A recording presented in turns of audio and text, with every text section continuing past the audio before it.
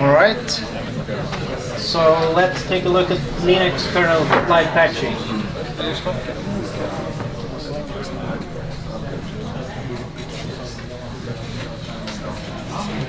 So first, why would you like to live patch a kernel? The main idea is that you want to apply fixes for security problems without scheduling downtime, because all the business people are going to be mad because you want to take down their money-making system. Also, you want to be able to add stability fixes. The division between stability fixes and security fixes can of course be debated, but they are often related.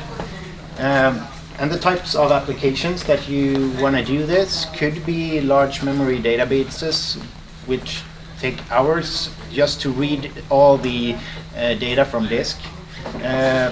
Virtualization hosts, I'm sure all of you who own or use virtual machines wouldn't be happy if they were just rebooted because the VPS provider wanted to patch their service. On the other hand, you would like them to be patched so no one can breach into your system.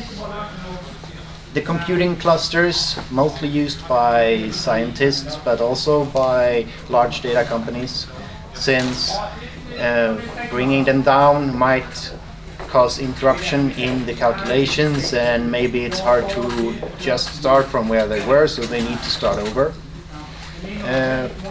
And large data centers, if you're a big company, scheduling downtime for 1,000 or maybe 10,000 hosts is going to be quite hard, and it's going to be really boring.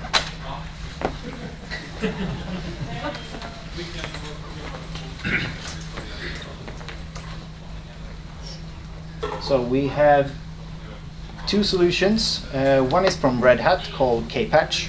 It was released publicly in the summer of 2014, so a little more than a year ago. What it does is that when you want to patch, it freezes everything in the system. It checks if any code is running inside the kernel functions that you want to patch. If there is, they say, oh, sorry, back off, we'll try again later. No patching. If it was okay, then they switch out the functions and everything will use the new functions. So there will be no performance impact after the patch because you've just replaced the call. Simple, easy.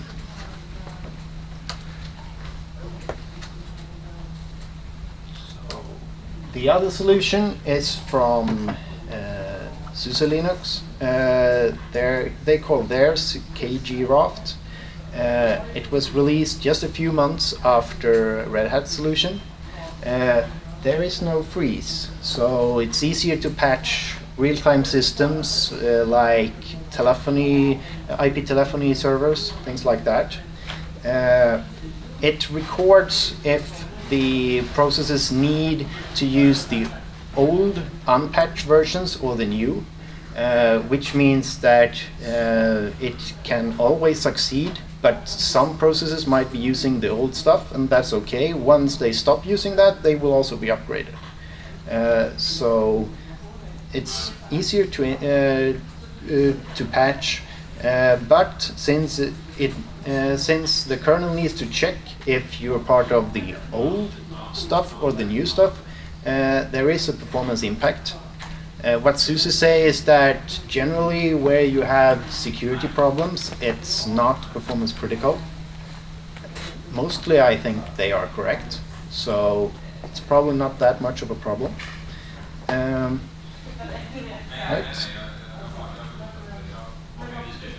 So my first demo, I'm gonna show you how to patch a system.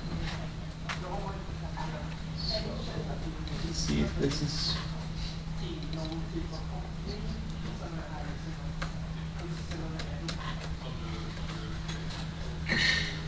So hopefully this is big enough. Let's see. I'll go to, because I'm not going to be able to stare up there while typing. So we'll switch here. That's better. So we have a system here. I have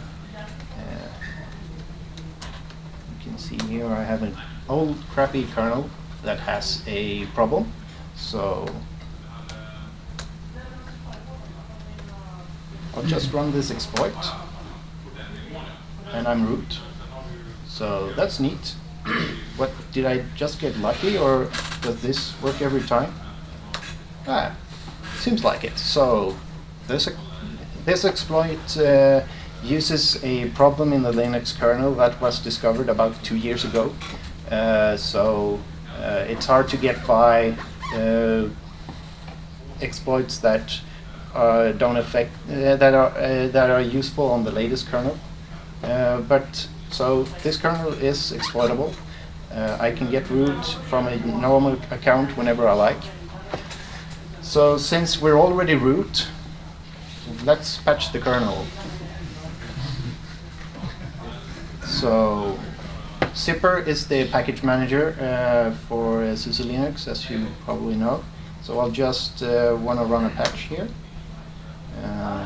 Okay, we need to download some things.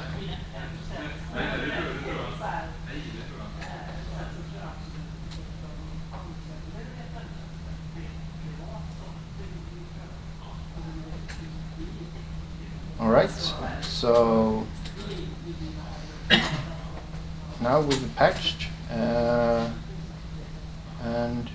let's see if we drop this shell and we run the exploit. No, nothing.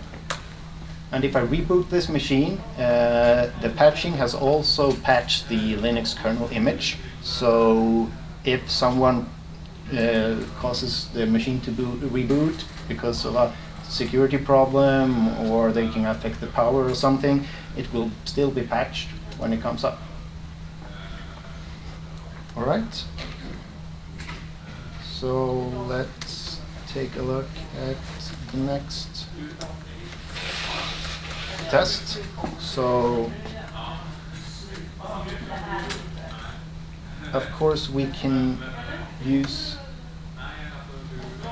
this to create our own patches. So this is just an extremely simple patch just to show that I can patch anything in the kernel. What this does is that it modifies the output of proc meminfo. You've probably seen that.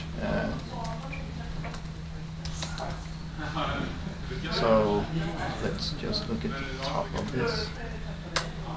So it looks like this. You see how much memory and free memory.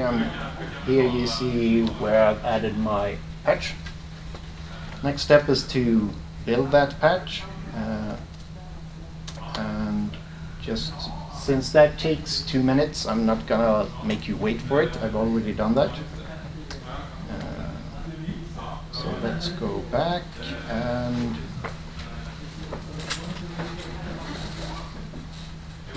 we'll load this patch.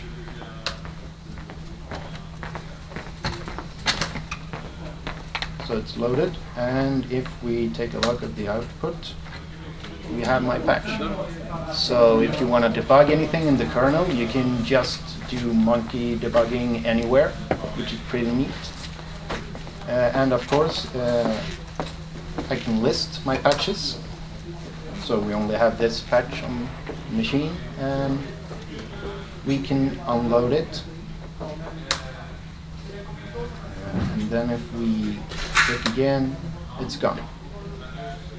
So this is available since the Linux kernel, it's embedded in the Linux kernel 4.0. So it's been in the Linux kernel since March of this year. For older versions, you need to download some software, but it works there as well. Both these machines run 3.something kernels. All right, that's it for me.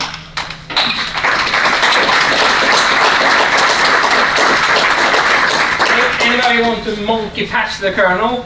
Please follow Mikael to the next conference breakout session room, sort of.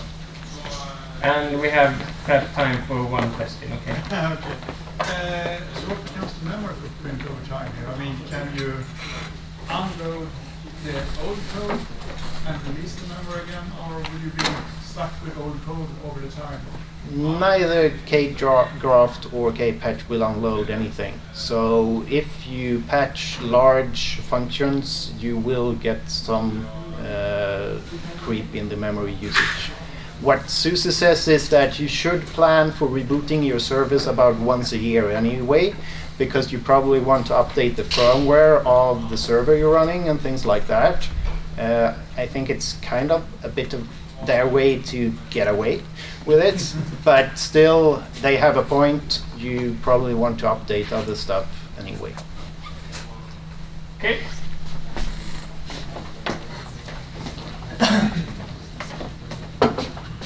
And as soon as Mikael has unpatched the TV set,